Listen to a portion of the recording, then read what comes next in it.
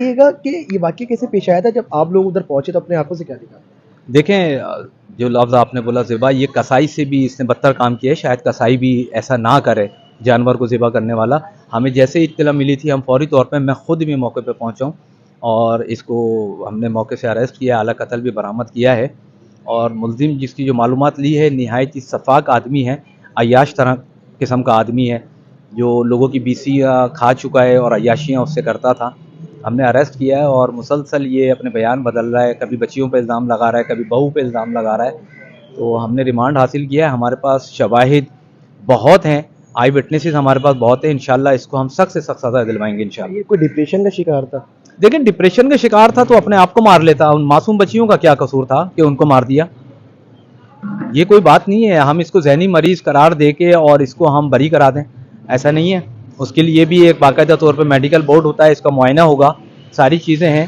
तो इंशाल्लाह हमारी कोशिश है कत्ल किस तरह किया है? कोई चापड़ से, कोई छुरी से? नहीं, कत्ल जो किया है वो बड़ी छुरी जिससे जानवर ज़िबा करते हैं बकरा ईद पे, और तेज़ धार आला उसने इस्तेमाल किया है और बड़ी बेदर्दी से दोनों बच्चियों के गले जो है, यहाँ से जो होती है नस होती है, जो शेरक जिसको हम कहते हैं, वो काटा है इसने दोनों मुझे का। बताइए बच्चियों की एज क्या है?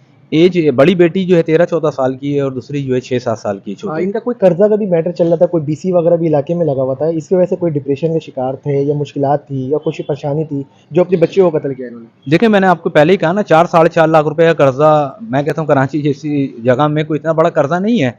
तो इस डिप्रेशन के अंदर इसने अपने आप को क्यों नहीं मारा, मेरा ये सवाल है। सही है। तो लिहाजा इसमें किसी भी तरह की इसके साथ नरमी का ये हकदार नहीं है। दफात के हवाले से मुझे बताइए कौन सी दफात लगे गए? देखिए हमने इसमें कत्ल की दफ़ात लगाई हैं, बाकी इन्वेस्टिगेशन जारी है।